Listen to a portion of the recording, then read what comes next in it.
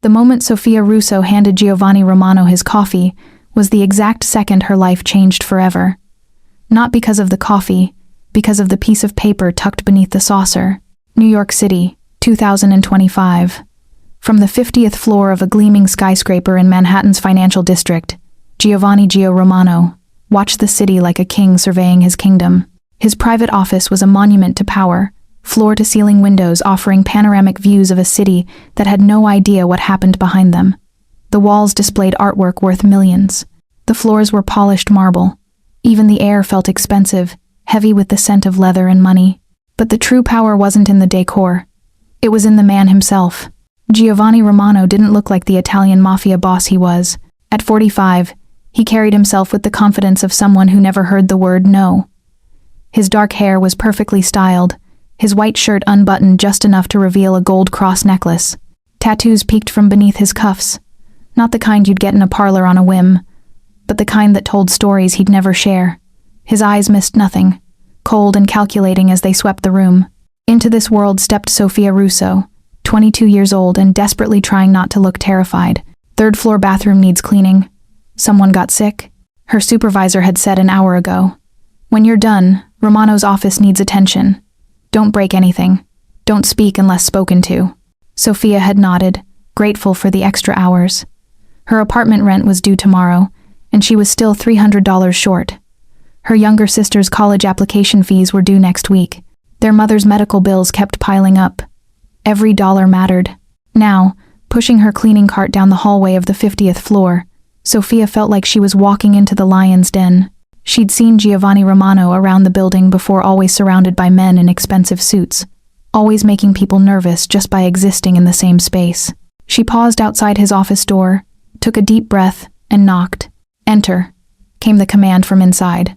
Sofia pushed the door open, keeping her eyes down as she wheeled her cart in. The sudden silence was overwhelming. She could feel him watching her from his desk, though when she glanced up, he appeared absorbed in paperwork, a glass of amber whiskey at his elbow. "Good afternoon, Mr. Romano," she said quietly. "I'm here to clean. I can come back if now isn't convenient." He didn't look up. "No, do your job. I'll do mine." Sofia began with the trash cans, then moved to dusting the shelves. Every movement felt awkward under the weight of the silence.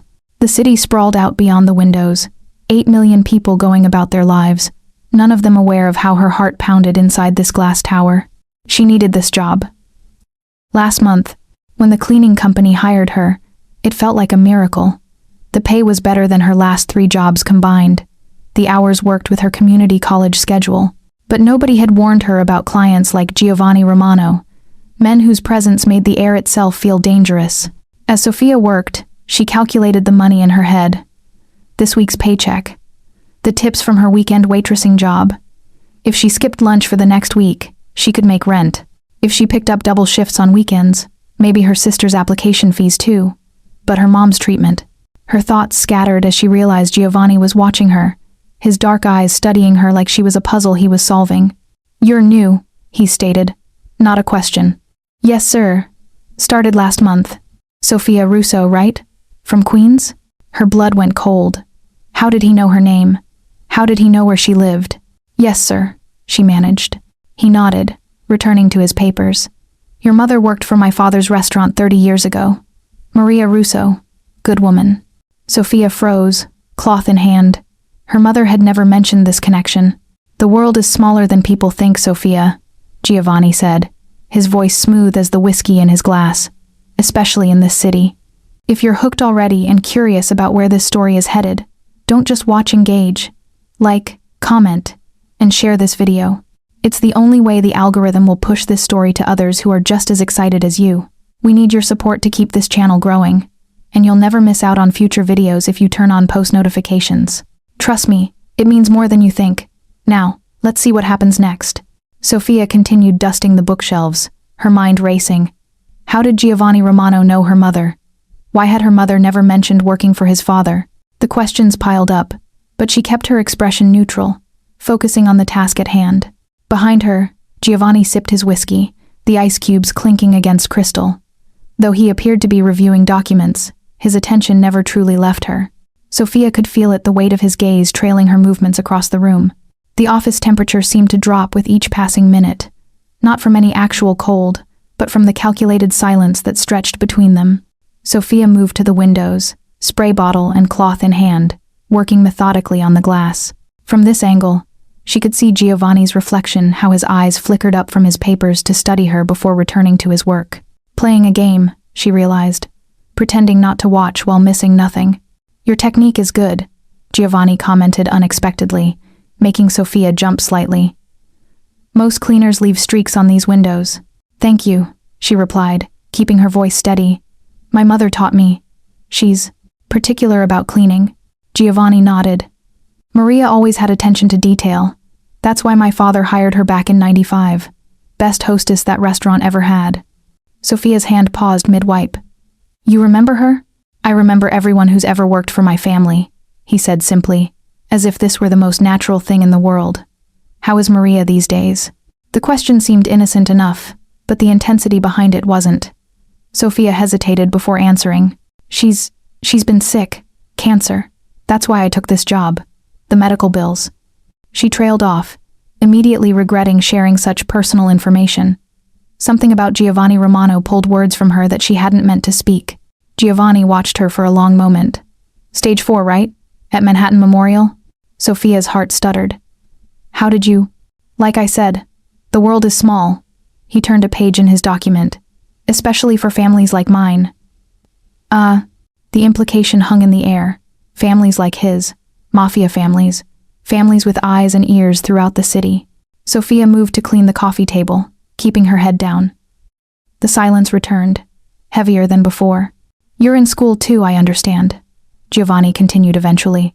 Community college, business administration. It wasn't a question. Sophia nodded, her mouth dry. Smart choice, practical. Your mother always was practical. He leaned back in his chair. And a sister, Lucia, right? Applying to universities? Each word felt like a stone dropping into still water. How much did this man know about her family? And why? Mr. Romano, Sophia began carefully. I don't understand.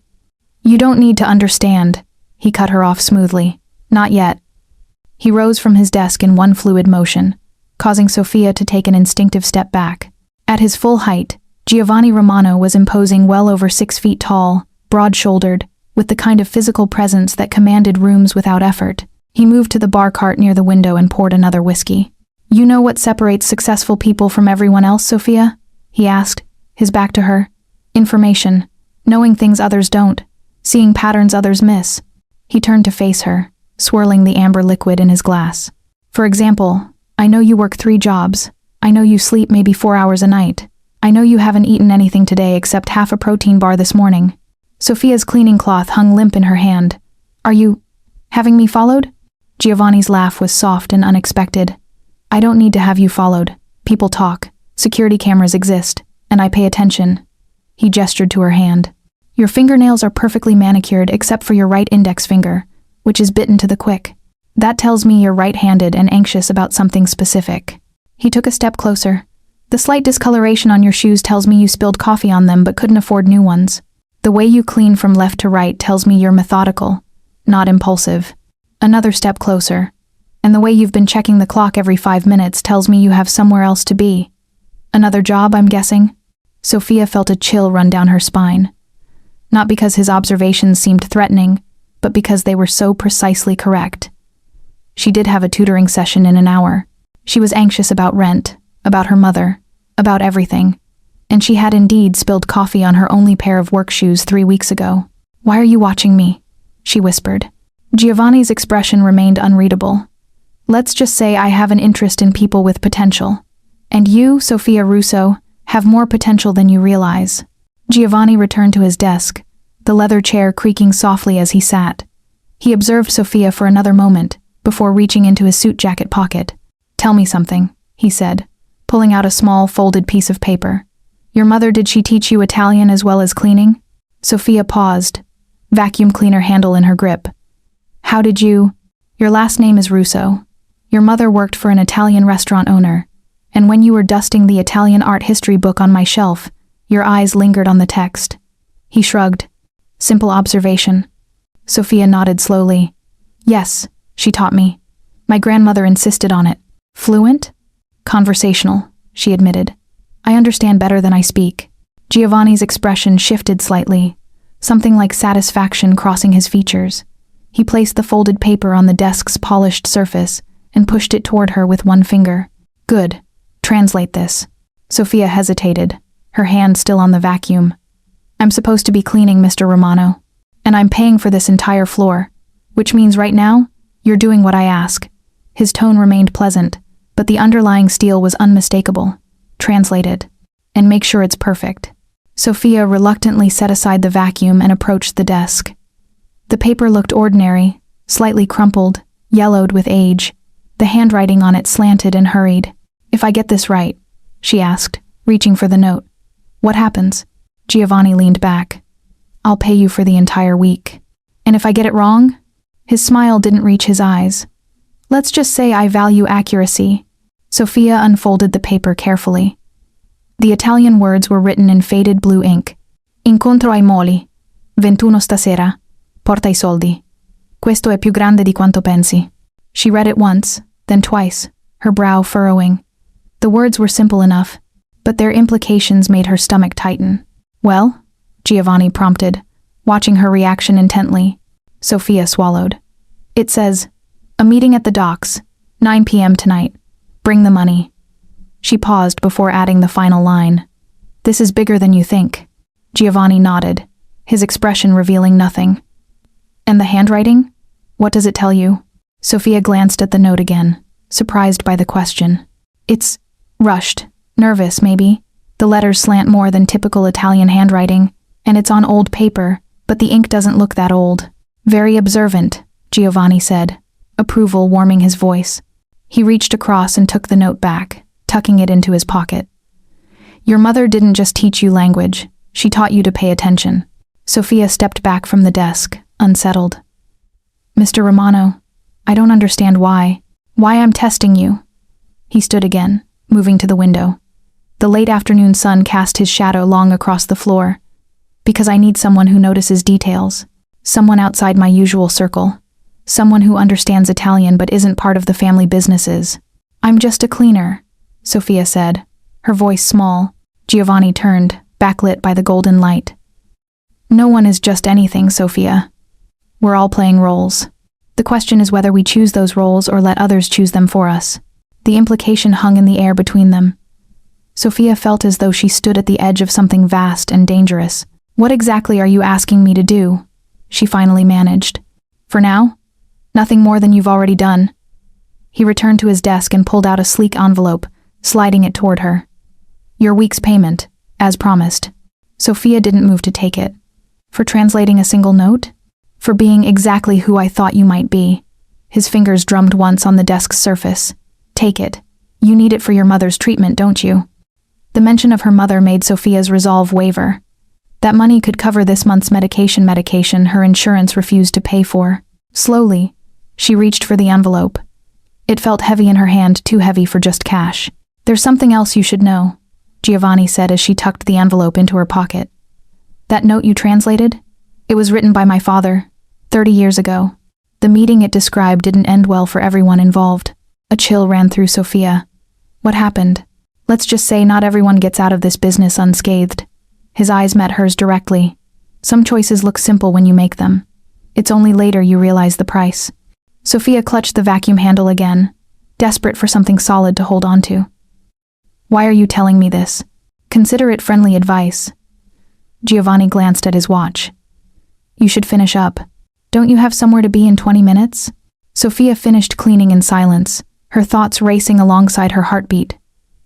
The envelope in her pocket felt impossibly heavy, though she hadn't looked inside yet. Something about Giovanni Romano's words left her uneasy. The casual way he mentioned his family business, the calculated glint in his eyes as he watched her translate that note. As she packed up her cleaning supplies, she glanced at her phone. 15 minutes until her tutoring session across town. If she hurried, she might make it. I'm finished, Mr. Romano, she said, preparing to wheel her cart out. Is there anything else you need before I go? Giovanni, who had returned to his paperwork, looked up with an expression that made Sophia freeze. It wasn't threatening worse. It was considering. as though he were making final calculations about a decision already mostly made. "Actually, there is one more thing," he said, reaching into his desk drawer. He pulled out a thick white envelope, sealed with what looked like wax. No address, no name, just the seal, dark red against pristine white. Sophia's hand tightened on the cart handle. "Mr. Romano, I really need to—" "Cancel your tutoring session," he interrupted smoothly. "Call the Martinez kid and reschedule. I need you to deliver this tonight." Sophia blinked. "How did you know I tutor the Martinez?"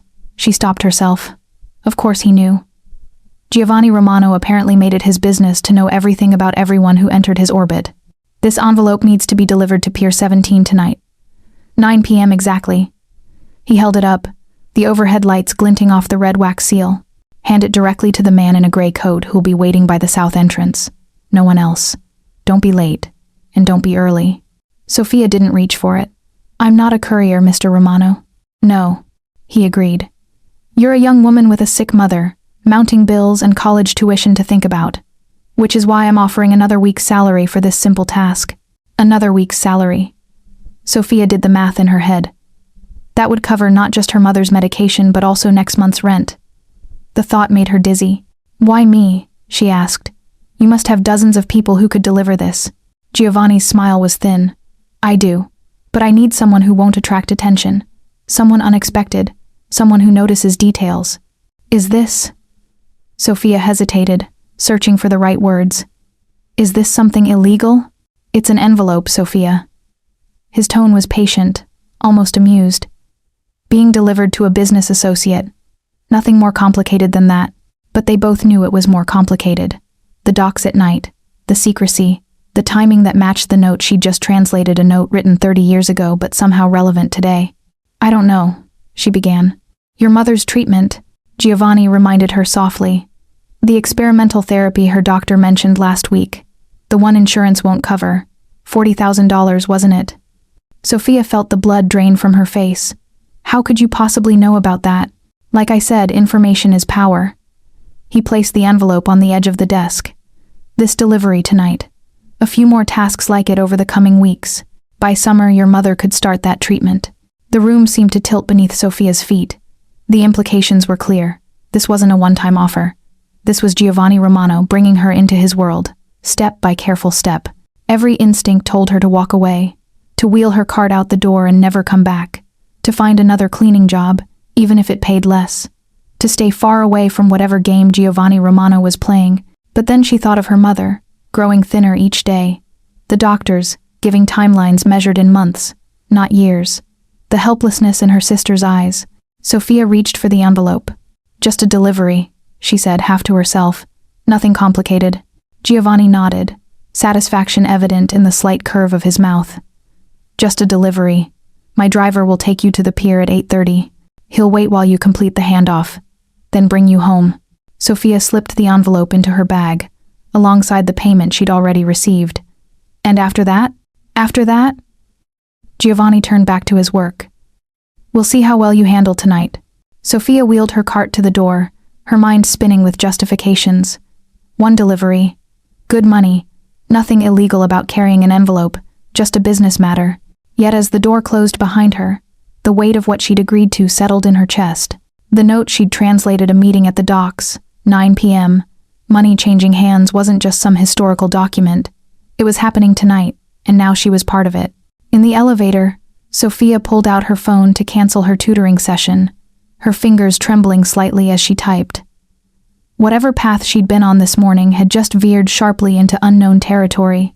Giovanni Romano's world was now partially her world, and everything she knew about men like him suggested there was no easy way back out.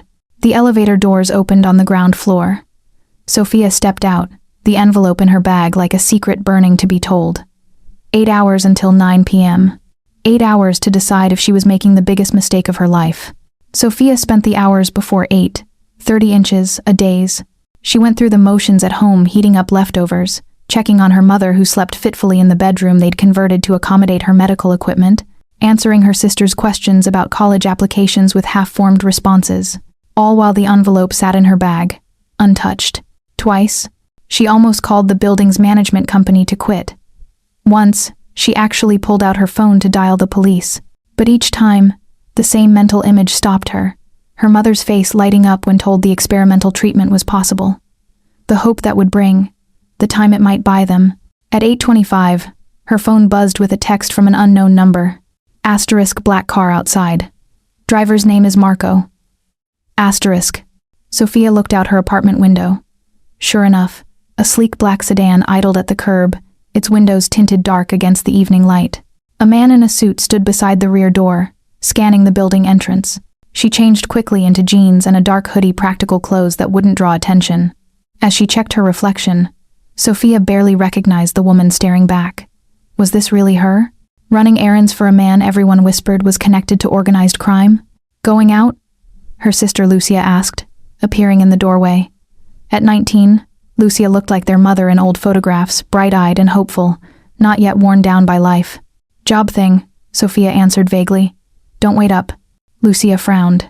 Another night shift? That's the third this week. The bills won't pay themselves. Sophia forced a smile, grabbing her bag with the envelope inside. Make sure Mom takes her pills at 10, okay? Outside, the evening air carried a hint of coming rain. The driver Marco nodded once as she approached. Miss Russo, he said, opening the rear door. No smile, no small talk. The car's interior smelled of leather and something faintly chemical. Air freshener, maybe, or cleaning solution. Sophia settled into the seat, her bag clutched tightly in her lap. As they pulled away from the curb, she noticed the privacy partition was already up.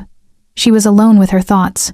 New York slid by outside the window, transforming from residential Queens to the industrial edges of Brooklyn. Streetlights blurred together as rain began to fall, softening the city's hard edges. Sophia checked her phone. 8:47. They'd make it to Pier 17 with time to spare. What would happen if she opened the envelope? Giovanni hadn't specifically said not to look inside, but something told her that would cross a line, one of many lines she was already crossing tonight. The car slowed as they approached the waterfront. The rain had intensified, drumming against the roof in a steady rhythm. Through the streaked windows, Sophia could make out the massive shapes of cargo containers and loading equipment, silhouetted against the night sky. We're here, Marco announced, breaking the silence as he pulled up near a chain-link fence. South entrance is through there. The contact will find you. Sophia peered through the rain. You're not coming with me? Mr. Romano's instructions were clear. You make the delivery alone. He checked his watch. It's 8:55. You should go now. Sophia stepped out into the downpour, pulling her hood up against the rain. The envelope was tucked inside her jacket now, protected from the weather. The car remained where it was, headlights illuminating her path to the gate. The south entrance to Pier 17 was quieter than she expected. A few security lights cast pools of yellow on wet pavement. The rain muffled the city sounds, creating an eerie pocket of silence. Sophia hugged the walls of a warehouse, staying in the shadows as she made her way forward. At precisely 9, a figure emerged from between two shipping containers, a man in a gray coat, just as Giovanni had described. He was older, maybe 60s, with a weathered face and calculating eyes that reminded her of Romano himself. He said nothing as she approached, just extended his hand expectantly. Are you? I have a delivery, Sophia managed, suddenly aware of how this must look. A young woman at the docks, at night, in the rain. The man's expression didn't change. His hand remained outstretched. Sophia reached into her jacket and pulled out the envelope. The red wax seal glistened in the security lights as she handed it over. The man examined it briefly, testing the seal with his thumb. Wait for confirmation, he finally said, his voice rough with a thick accent she couldn't quite place. What confirmation? But he was already walking away, envelope in hand, disappearing between the shipping containers. Sophia stood in the rain, unsure what to do. Marco was waiting in the car. She should return to him. That was the sensible thing, the safe thing. Instead, she followed the man. Keeping her distance, Sophia slipped between the containers, careful to stay in the shadows. The rain helped mask her footsteps as she tracked the gray-coated figure deeper into the maze of cargo and equipment. He moved with purpose, clearly familiar with the layout. After about 2 minutes of walking, he stopped at a nondescript warehouse door. He knocked twice, paused, then 3 more times. The door opened, spilling yellow light onto the wet pavement. Sophia ducked behind a stack of pallets, peering around the edge. The gray-coated man entered, and the door closed behind him. Now what? The rational part of her brain screamed to go back to the car. Whatever was happening inside that warehouse wasn't her business. She'd delivered the envelope. Job done. But something else. Curiosity, recklessness, or perhaps some dormant instinct for self-destruction pushed her forward. She had to know what was in that envelope. Had to know what kind of game Giovanni Romano was playing, and what role she'd been assigned in it. Sophia moved closer to the warehouse, searching for a window, a gap in the metal siding, anything that would let her see inside. Along the far wall, she spotted it. A small window about 7 feet up, its glass dirty but intact. Dragging a wooden crate beneath it, Sophia climbed up and wiped the grime from the glass. She pressed her face close, squinting to see through the dirty pane. What she saw inside made her blood run cold. The warehouse interior was dimly lit by overhead fluorescents, casting harsh shadows across the concrete floor. Sophia pressed her face against the grimy glass, blinking to adjust her vision. At first, the scene appeared ordinary men in work clothes, moving around a shipping container that had been brought inside. Paperwork exchanging hands. Then she saw them. People. At least a dozen, maybe more. They emerged from the container one by one, men and women with hollow eyes and hunched shoulders. Some looked barely older than her sister Lucia. Their clothes hung loose on thin frames, and they moved with the cautious steps of those afraid to make noise. Sophia's breath caught in her throat. Human cargo. The gray-coated man stood to the side, speaking with someone Sophia couldn't see clearly. He passed over Giovanni's envelope, which the unseen person examined before nodding in approval. It hit her then, with devastating clarity. The envelope she'd delivered wasn't a business document or money. It was authorization, confirmation, her signature on an invisible contract. She'd just helped facilitate human trafficking. Sophia's stomach lurched. She pressed her hand against her mouth to keep from making noise, even as her mind screamed. The people below, where had they come from? How long had they been in that container? What would happen to them now? A woman stumbled as she exited the container, falling to her knees on the concrete. One of the workers yanked her up roughly by the arm. No one spoke, but the message was clear in the handler's eyes. Move quietly, follow orders. Sophia watched as the group was herded toward a door at the back of the warehouse. Just before they disappeared from view, a young man no more than 20 looked up, as if sensing her presence. Their eyes met through the dirty glass for just a moment, but Sophia felt the connection like a physical blow. His expression wasn't pleading or desperate. It was resigned. He knew no help was coming. And then they were gone, the back door closing behind them. The gray-coated man pocketed something cash, presumably, and headed toward the exit. Sophia ducked down from her perch, heart hammering against her ribs. She needed to get back to the car before he did. She slid from the crate and ran, no longer caring about stealth. The rain had intensified, plastering her hair to her face as she sprinted back toward the south entrance. Her mind raced faster than her feet. What had Giovanni Romano seen in her that made him think she could be part of this? What had he observed that suggested she was capable of such callousness? Had her desperation for money been so obvious that he'd marked her as someone willing to cross any line? The black sedan came into view, still idling where she'd left it. Sophia slowed to catch her breath, trying to compose herself. Marco couldn't know she'd seen anything. No one could know. As she approached the car, the rear door opened automatically. She slipped inside, grateful for the darkness that hid her expression. "Delivery complete?" Marco asked, meeting her eyes in the rearview mirror. Sophia nodded, not trusting her voice. "Good. Mr. Romano appreciates efficiency." He put the car in drive and pulled away from the pier. Sophia stared out the window as they merged back into city traffic, the rain-slick streets reflecting the neon signs and traffic lights, the normal world continuing as if nothing had happened, as if people weren't being bought and sold just blocks away.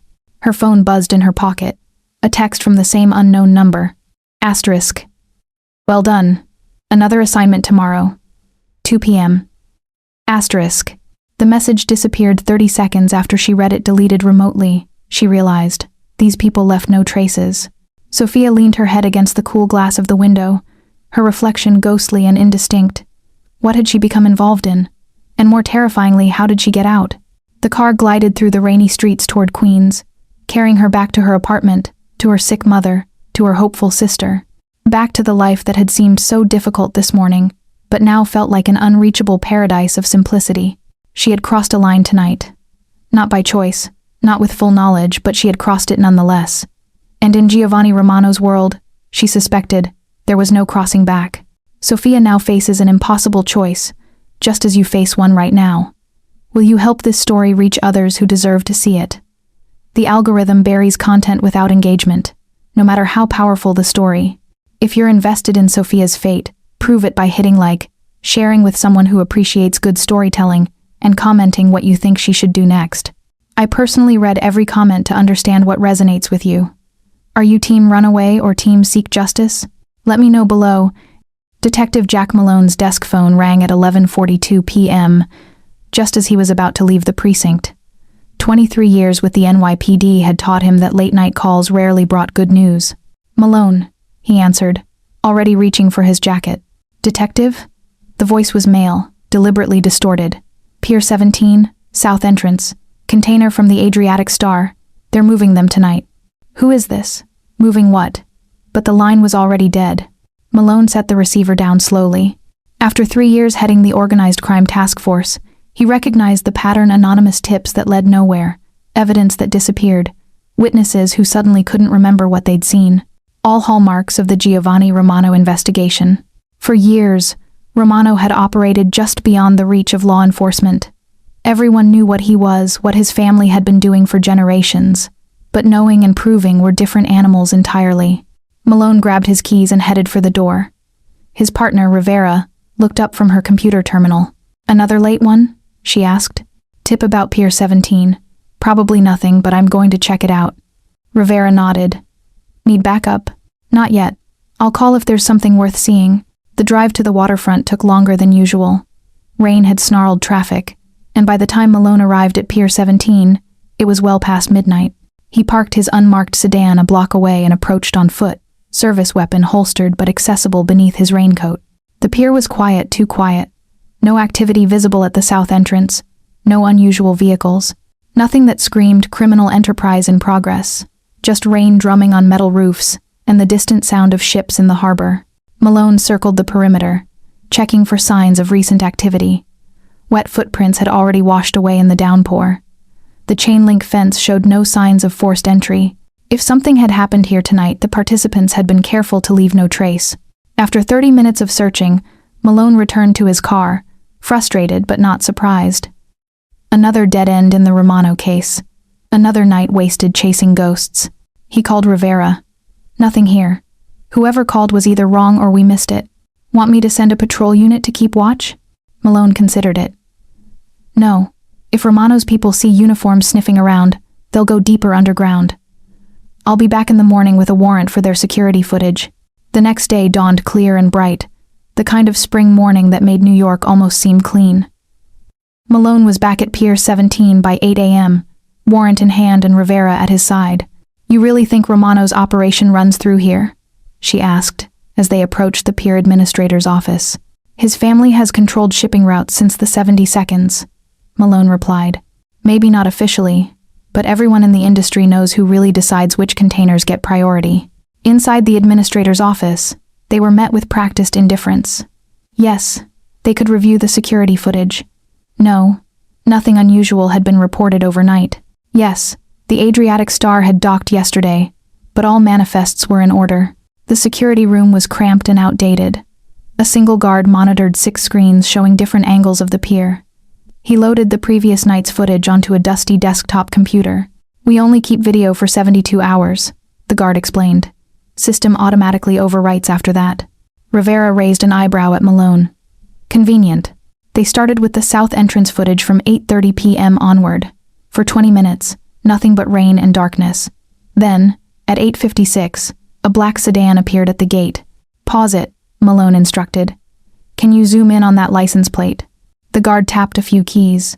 The image pixelated but remained clear enough to read. "Registered to a shell company," Rivera noted, checking the database on her phone. "Owned by another shell company, which is owned by, let me guess," Malone said. "Ultimately tied to Romano Holdings Incorporated. Got it in one." They continued watching.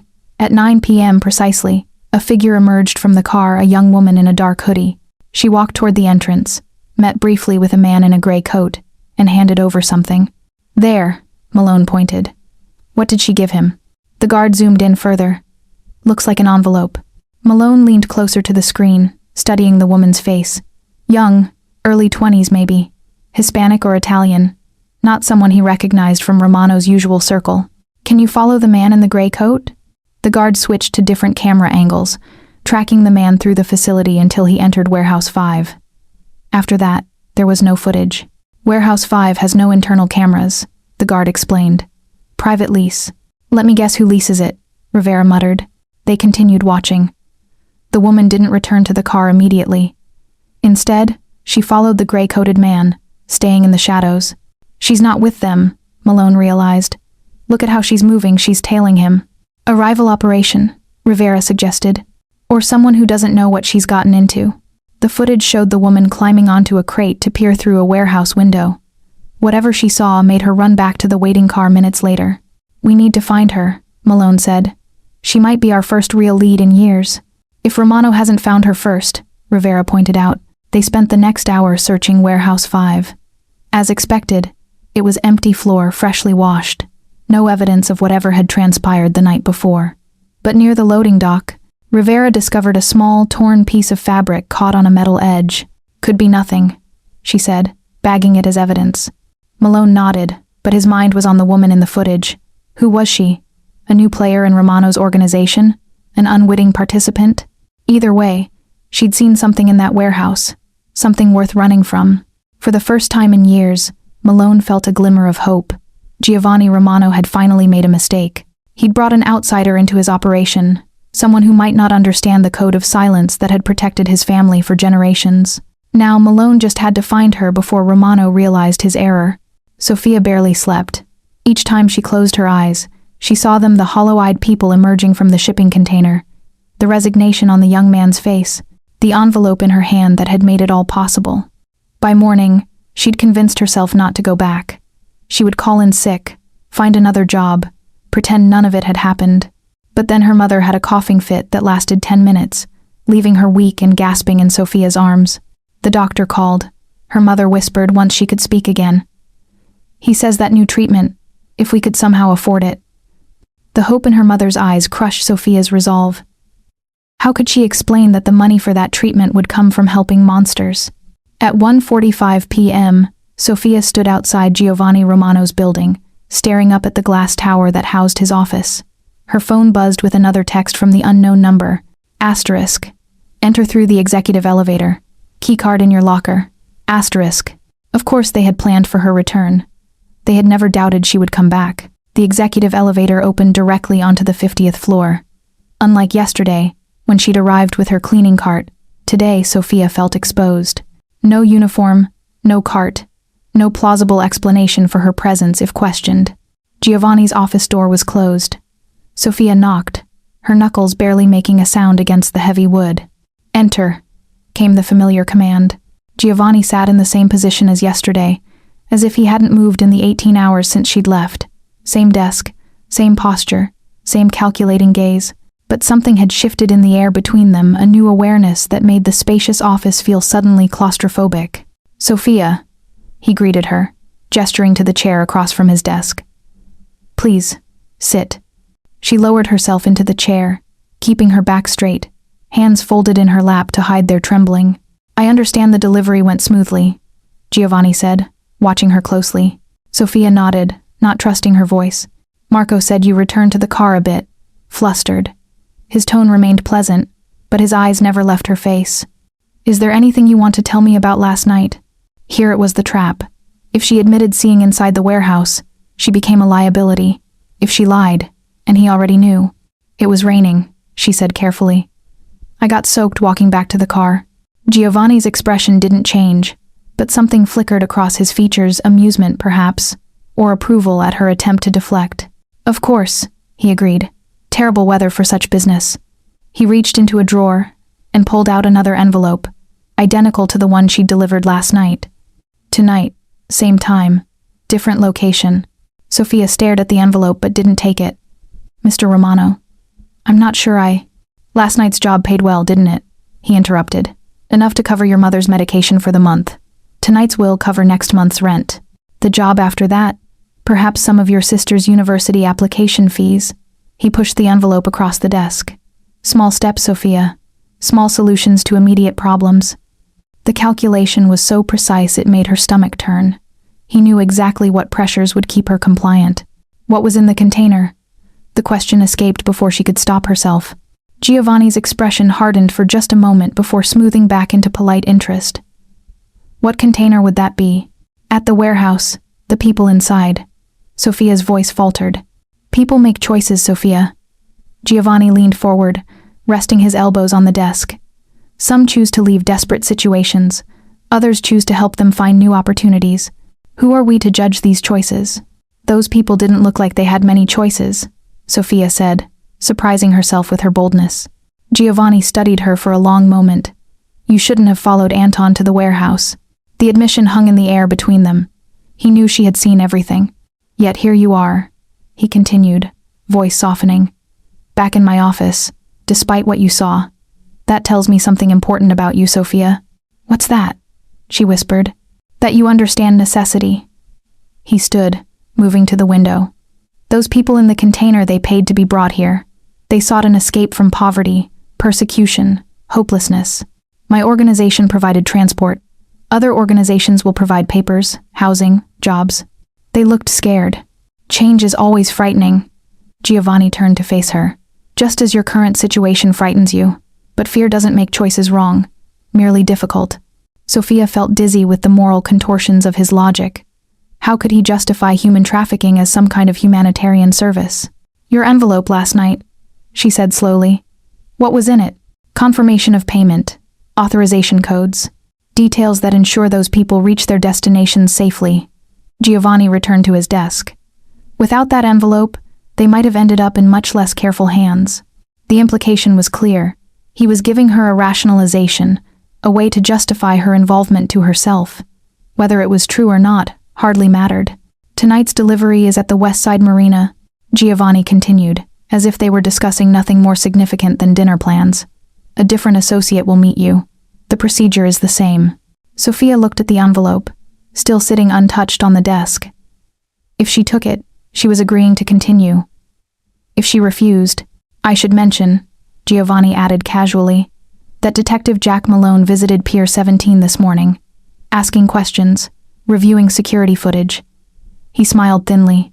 Fortunately, our arrangement with the security team ensures certain camera angles remain imprecise. Sophia's blood went cold. Are you threatening me? Quite the opposite. I'm protecting you. Giovanni's tone remained conversational. The footage shows you at the pier, delivering an envelope. Without context, that might interest law enforcement. With context, it simply shows an employee running an errand. He was laying out her options with brutal clarity. Continue working for him and enjoy his protection, or refuse and face potential legal consequences as an accomplice. I need your answer, Sophia. Giovanni pushed the envelope closer to her. Are you delivering this tonight? With a hand that felt disconnected from her body, Sophia reached for the envelope. The West Side Marina delivery went exactly as planned, too perfectly, Sophia thought. The associate, a woman in her 40s with cold eyes, had taken the envelope without a word. No warehouse this time. No opportunity to see what happened next. Just the silent exchange, and then back to Marco's waiting car. 3 days had passed since then. 3 days of going through the motions, cleaning other offices in the building, tutoring, checking on her mother while waiting for Giovanni's next text. The first payment had already gone toward her mother's medication. The second sat in an envelope under her mattress, untouched. Blood money. On the 4th day, Sophia finished her regular cleaning rounds early. As she wheeled her cart toward the service elevator, her phone buzzed.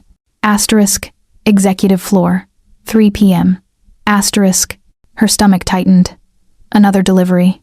She had 15 minutes to prepare herself. In the employee locker room, Sophia changed from her cleaning uniform into the street clothes she'd brought, jeans and a simple blouse. Professional enough to blend in with the office workers, casual enough not to stand out. As she closed her locker, she caught her reflection in the small mirror hung inside the door. Dark circles shadowed her eyes. Her expression had changed in just a few days, harder, more guarded. She barely recognized herself. The main lobby was busy with afternoon foot traffic. Sophia kept her head down as she moved toward the executive elevator bank, keycard ready. Just as she reached for the call button, a hand closed around her upper arm. Miss Russo? I need to speak with you. Sophia turned, heart pounding, to find herself face to face with a man in his 50s. Weathered face, keen eyes, rumpled suit that had seen better days. He wasn't building security, his grip was too casual, his stance too alert. "Who are you?" she asked, trying to pull away. "Detective Jack Malone, NYPD. He showed her his badge with his free hand, keeping it low so others in the lobby wouldn't notice. "Let's talk somewhere private." Sophia felt the blood drain from her face. "I have an appointment. With Giovanni Romano? I think he can wait." Malone's grip remained firm but not painful. "Coffee shop across the street. 5 minutes of your time." She glanced toward the security desk, where the guard was watching them with mild interest. If she called for help, would Giovanni's people intervene? And if they did, would that help her situation, or worsen it? 5 minutes, she agreed. The detective released her arm and gestured toward the main entrance. Sophia followed, mind racing. How had he found her? What did he know? The coffee shop was nearly empty at this hour. Malone led her to a corner table, positioning himself so he could see the entrance. He ordered 2 coffees from the passing waitress, then fixed Sophia with a steady gaze. "You were at Pier 17 4 nights ago," he stated. "Not a question." Sophia's fingers tightened around the edge of the table. "I don't know what you're talking about. Security footage shows you delivering an envelope to a man in a gray coat. Anton Resnick, one of Romano's lieutenants." Malone leaned forward. "The cameras also show you following him to Warehouse 5 and watching through a window before running back to your car." The coffee arrived. Sophia wrapped her hands around the mug, grateful for something to do with them. "I'm not here to arrest you," Malone said, his voice softening. "You're not the target, Miss Russo. You're a witness." "I didn't see anything," Sophia whispered. "We both know that's not true." Malone took a sip of his coffee. "Whatever you saw in that warehouse scared you enough to run, but not enough to keep you from coming back here." Sophia stared at her untouched coffee. "You don't understand." "Then help me understand." Malone placed a business card on the table between them. "Romano is using you. Whatever he's paying, whatever he's promising, it comes with a price higher than you realize." Sophia almost laughed. "You think I don't know that? You think I don't understand exactly what kind of man he is? Then why are you still running errands for him?" The simple question hit harder than any accusation. Sophia looked up, meeting Malone's gaze directly for the first time. "My mother is dying," she said, her voice flat. "The treatment she needs costs more than I'll make in 3 years. Romano pays well for simple deliveries. What would you do?" Malone's expression softened. "There are other ways to get help." "Really? Fill out forms? Apply for grants that take months to process? Wait for insurance to change its mind?" Sophia shook her head. "My mother doesn't have months." "And what happens when Romano asks you to deliver more than envelopes? When the errands become less simple?" Malone pushed the business card closer to her. "He's using your desperation against you."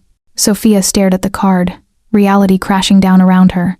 She was trapped between 2 forces, Giovanni Romano with his blood money and false protection, and Detective Malone with his promises of justice but no real solutions. "I need to go," she said, standing abruptly. "Miss Russo, Sophia." Malone stood as well. "Whatever you saw at that warehouse makes you valuable to my investigation. It also makes you dangerous to Romano. Think about that." Sophia took the card, slipping it into her pocket. "I'm already late for my appointment." "One more thing," Malone called as she reached the door. "The cameras at Pier 17 were conveniently angled to hide your face. Someone's protecting you. Ask yourself why." Sophia pushed through the door without answering, the detective's words echoing in her mind. She was a pawn in a game much larger than she had realized, and pawns were always the first sacrifice. Sophia stood outside Giovanni's building, Detective Malone's card burning a hole in her pocket. She was already 20 minutes late for her meeting. Her phone had buzzed twice with messages she hadn't dared to check. She knew what awaited her upstairs. Giovanni's practiced patience, his calculating eyes, perhaps another envelope delivery. The routine that now defined her life. But Malone's words had cracked her fragile justifications.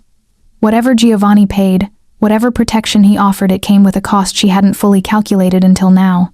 Her phone buzzed a 3rd time. Sophia finally looked at the screen. Asterisk. Your presence is still expected. Delay is noted. Asterisk.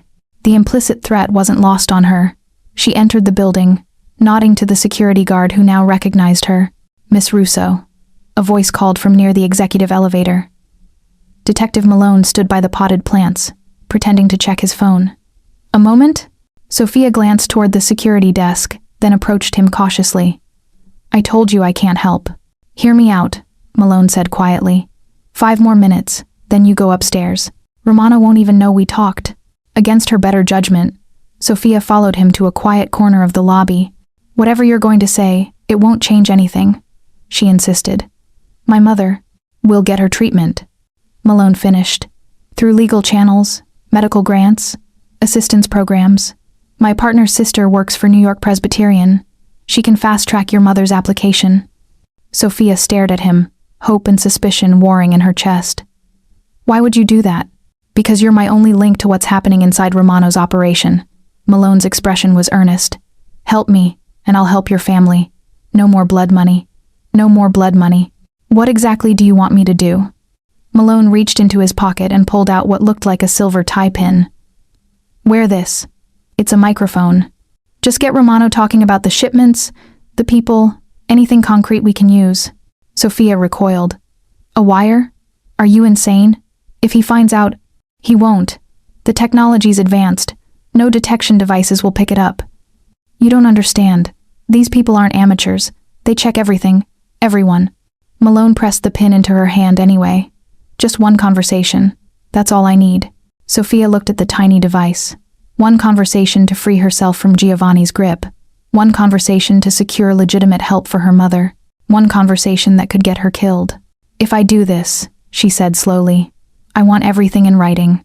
The medical grant, the treatment approvals, all of it before I walk into that office. That's not how Those are my terms, Sophia interrupted, surprising herself with her firmness. I'm not risking my life on promises. Malone studied her for a moment, then nodded. Give me 48 hours to get the paperwork. But Romano expects you upstairs now. What will you tell him? A plan formed in Sophia's mind. That I was approached by a detective. That he offered me a deal. That I'm telling Romano everything because I'm loyal. Malone's eyebrows rose. That's actually smart.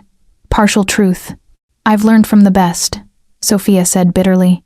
She pocketed the microphone without agreeing to use it. 48 hours, detective. Then I decide.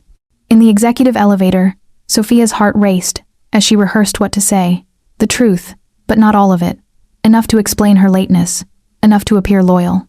Giovanni's office door was open when she arrived. He sat at his desk as usual, but his posture was different, tense, alert. You're late, he said when she entered. Not angry, just factual. I was stopped downstairs, Sophia replied, deciding to dive straight in. By a detective, Jack Malone. Giovanni's expression didn't change, but his fingers stilled over the document he'd been reading. Indeed? And what did Detective Malone want with my cleaning staff? He showed me security footage from Pier 17, said I was a witness, not a suspect. Sophia kept her voice even.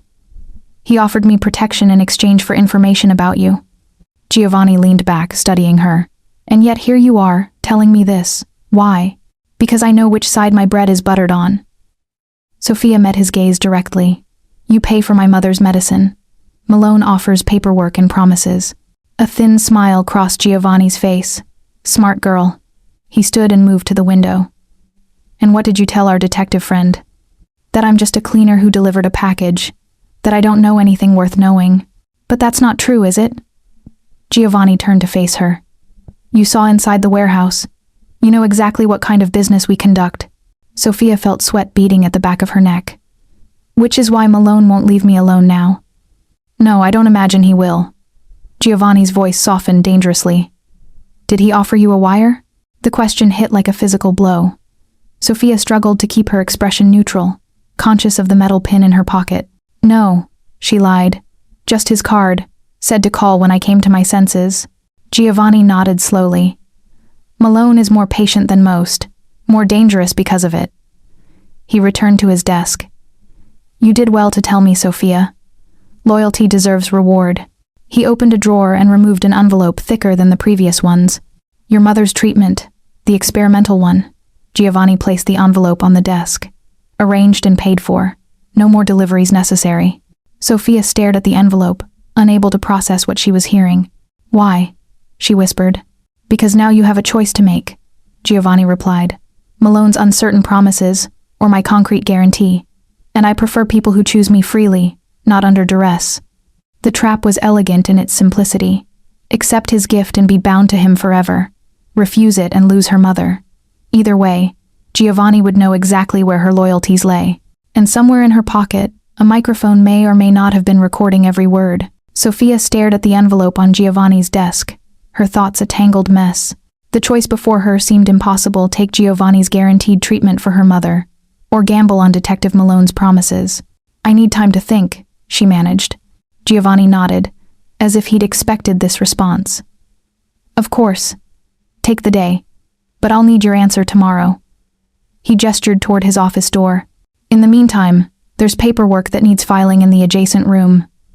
A tedious task, but one that requires discretion. The dismissal was clear.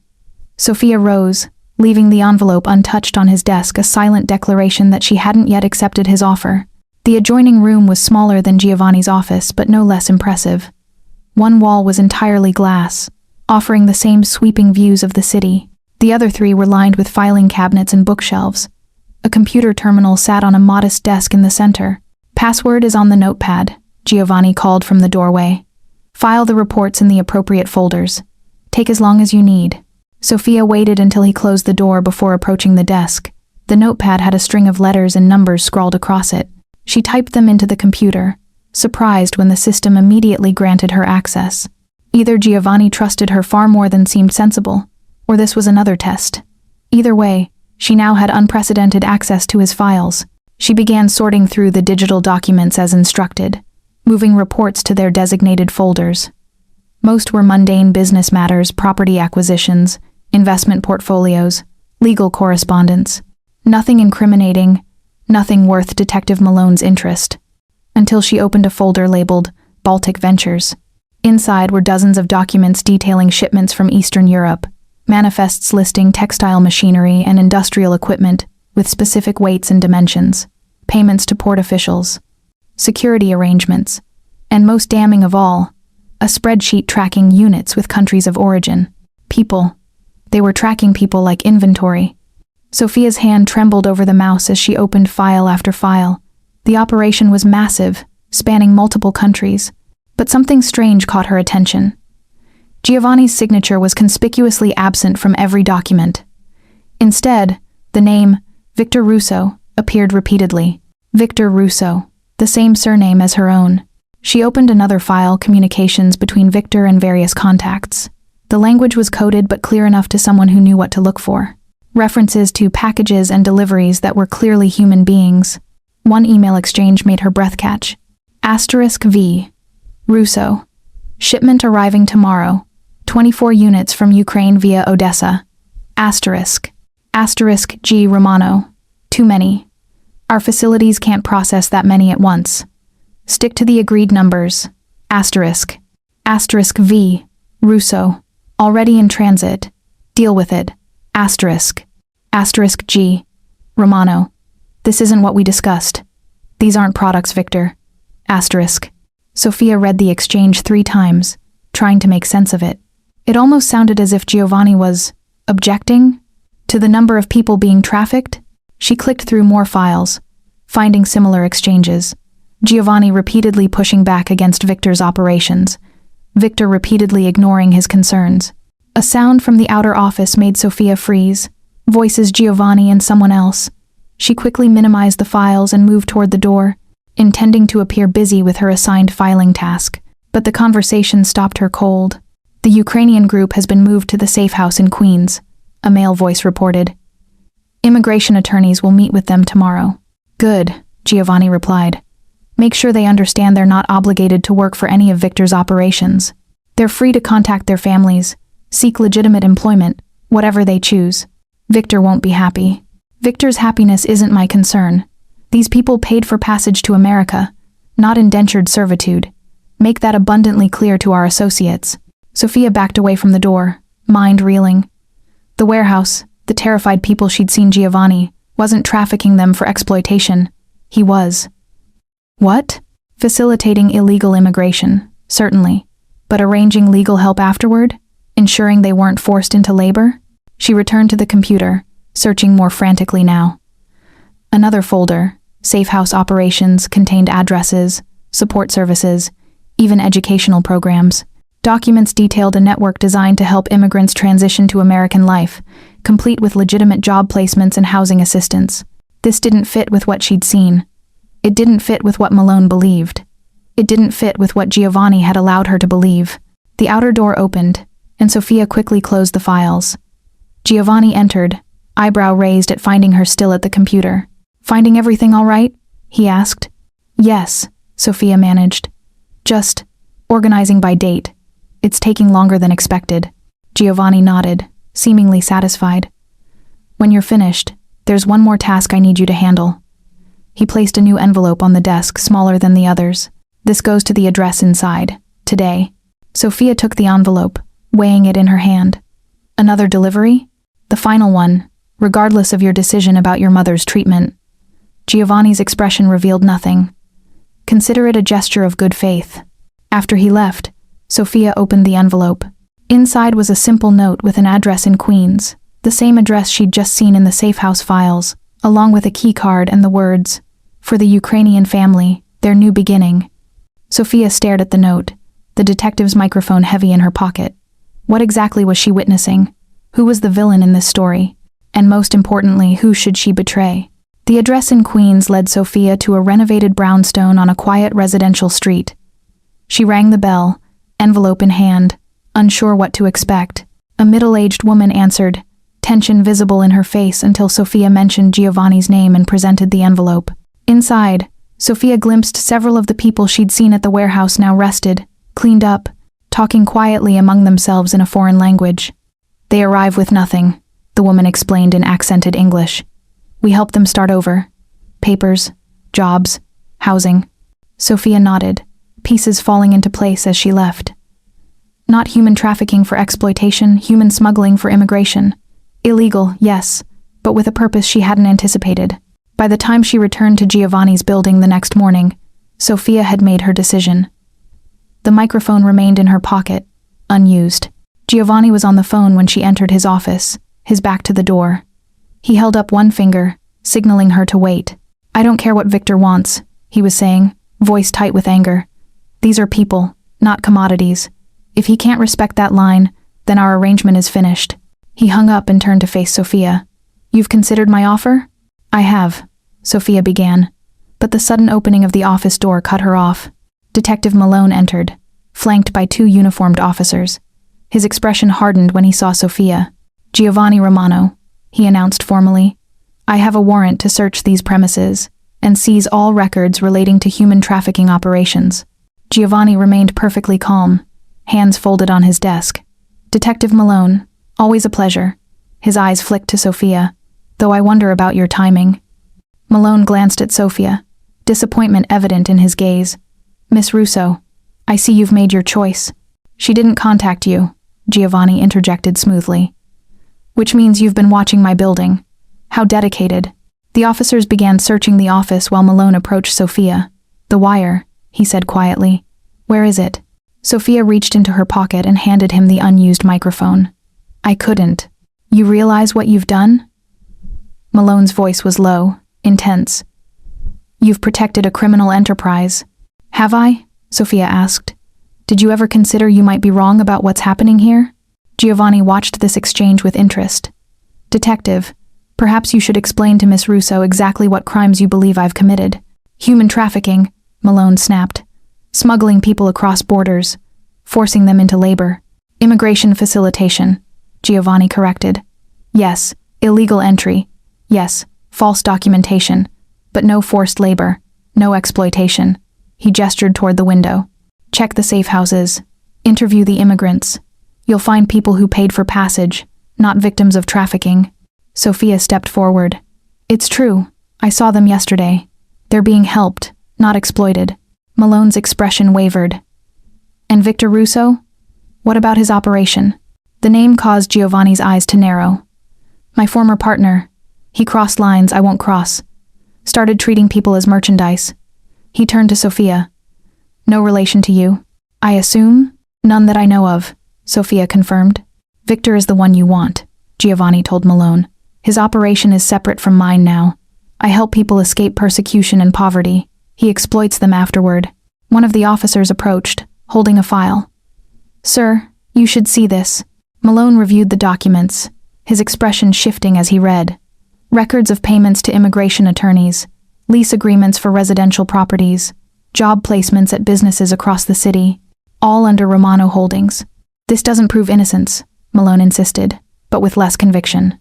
No, Giovanni agreed, but it suggests a more complex situation than you assumed. He turned to Sophia. Which brings us back to your decision. Sophia looked between the two men, Giovanni with his morally ambiguous empire, Malone with his rigid sense of justice. Both had offered her a way to save her mother. Both had their own agendas. I choose neither of you, she said finally. I won't be a pawn for either side.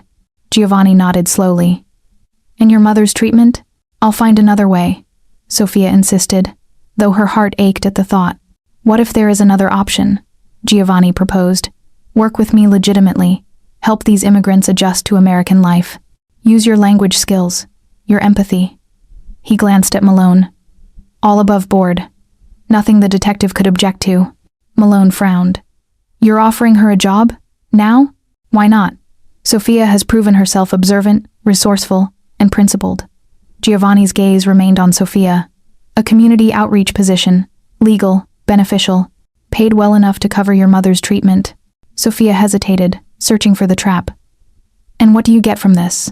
Someone who knows where the moral lines are, Giovanni answered simply. Someone who reminds me why those lines matter. The choice before Sophia was no longer between two masters. It was a choice about who she wanted to be, a victim of circumstances or someone who carved her own path through a complicated world. I accept, she said, but on my terms. No more secrets, no more tests. As Detective Malone reluctantly withdrew his officers, Sophia realized the truth. In a world of powerful men playing their games, her greatest power was refusing to play by anyone's rules but her own. Sophia's world has been turned upside down, and her story doesn't end here. But without your support, the algorithm might ensure this is where it ends. If you felt something during this journey, anger, hope, suspense, channel that emotion by hitting like, sharing with friends who appreciate storytelling with depth, and subscribing now. I pour my heart into these stories and read through every single comment. They shape where we go next. Would you have made the same choice as Sophia? What do you think happens after these events? The most thoughtful comments will influence upcoming chapters. Turn on all notifications so you're first to see the continuation. Your early engagement literally determines if others get to experience this story too. Remember, when you support creators you enjoy, you're not just helping one channel, you're shaping the content YouTube promotes to everyone.